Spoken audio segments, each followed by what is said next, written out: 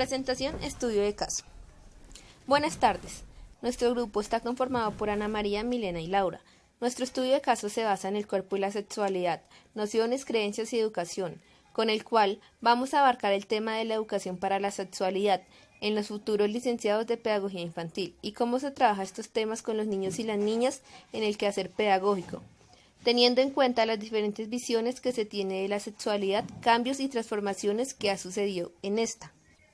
Es por ello que tenemos presentes tres categorías, las cuales son la educación, que actúa como un proceso vital en el cual se adquiere y transforma formal e informalmente los conocimientos, las actitudes y los valores respecto a la sexualidad. El cuerpo, puesto que como lo menciona el Ministerio de Educación, cuando se educa para la sexualidad de los niños y las niñas y adolescentes, se reconoce a medida que crecen sus cuerpos, que son su mejor sitio para vivir y que por lo tanto en ellos habita la dignidad, lo que les da valía como seres humanos, fortaleciendo la identidad que forma la libertad de elegir adecuadamente sobre su salud sexual. Y por último tenemos la salud. La salud sexual y reproductiva es entendida como una dimensión del desarrollo y bienestar de los y las adolescentes que se nutre en el entorno personal, familiar, social y cultural, a la vez que influye sobre él y lo transforma. Presentación del póster científico, cuerpo y sexualidad, nociones, creencias y educación. Entendemos como educación sexual aquel proceso que se inicia con el nacimiento y dura para toda la vida. Siempre estamos educando para la sexualidad desde la escuela, la familia y el resto de las instituciones y espacios sociales. Por ende, el hablar de educación para la sexualidad es un tema muy importante para pensar, puesto que esto genera ciertos conocimientos y cuestiones acerca del ser docente y cómo enseñar de manera adecuada estos temas a los niños, niñas y adolescentes. La sexualidad, la anatomopolítica y la biopolítica. Foucault menciona que el biopoder tiene dos elementos importantes en los cuales uno de estos está dirigido al control de las personas en sentido individual, siendo llamado anatomopolítica, y el otro que está dirigido a las poblaciones siendo la biopolítica. Teniendo en cuenta lo anterior, se puede decir que el objetivo del biopoder es controlar las personas por medio de estos elementos. Desde esta perspectiva, la sexualidad se enmarca con ambas bases del biopoder, puesto que se estudia al individuo con el objetivo de controlar su sexualidad.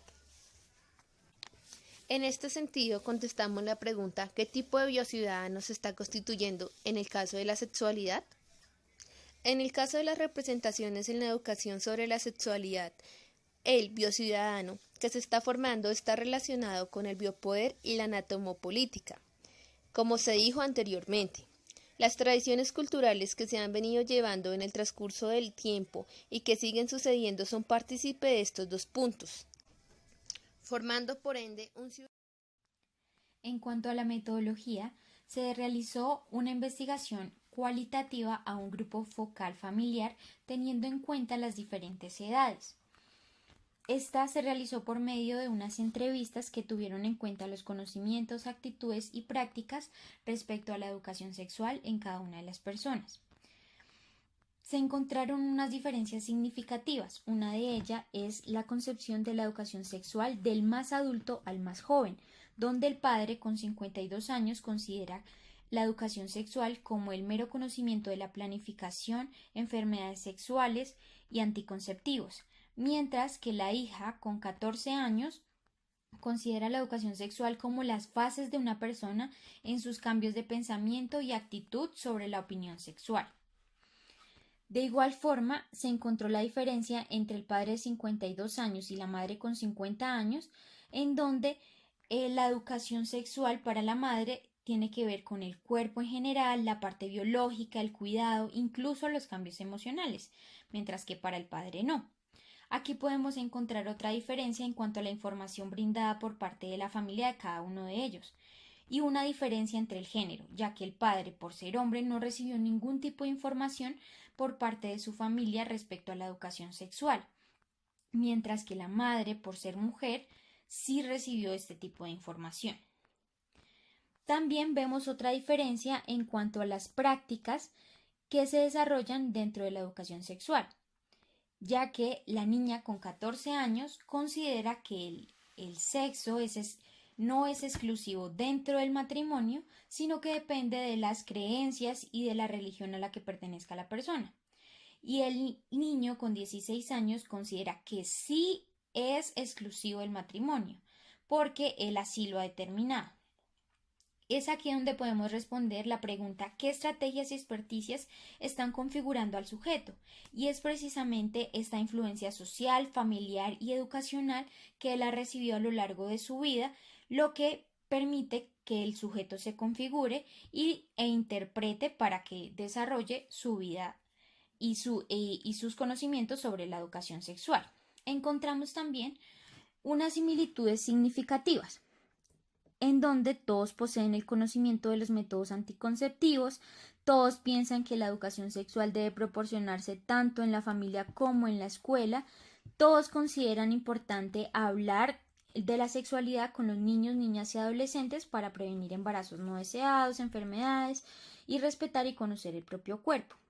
Lo que nos lleva a responder nuestra última pregunta: ¿mediante qué procedimiento se conduce a los individuos a realizar estas prácticas? Y es precisamente las configuraciones sociales y la influencia de ella en la educación sexual. Todos estos procedimientos y estas configuraciones hacen que cada uno vaya interpretando y desarrollando para su propia vida sexual.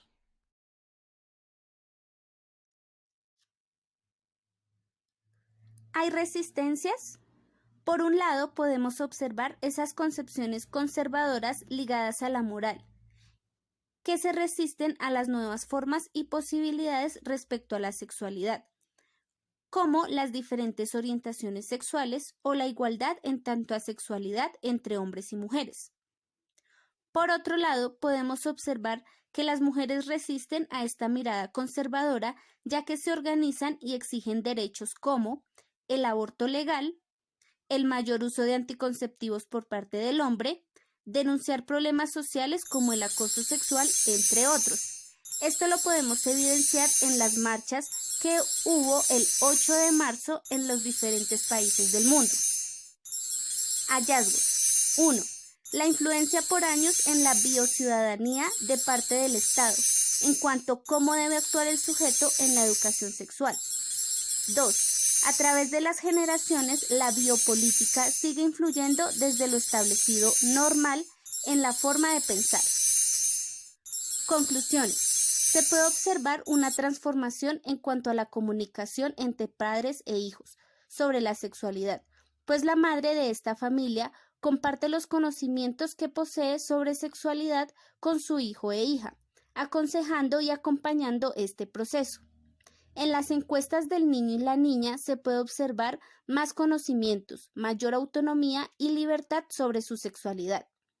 A pesar de las charlas y cátedras que se brindan actualmente en los colegios, podemos ver que se sigue limitando a temas como métodos anticonceptivos, prevención de embarazos y prevención de enfermedades de transmisión sexual. La concepción sobre la educación sexual se debe ampliar, pues el Ministerio de Educación la reconoce como un derecho a la educación sexual integral que forma parte de los derechos sexuales y reproductivos, formando personas capaces de reconocerse como sujetos activos titulares de derechos sexuales y reproductivos, abarcando temas como el conocimiento de sí mismo y la autoestima, la construcción de la identidad sexual y el respeto por la equidad de los sexos, la afectividad y el respeto mutuo, entre otros.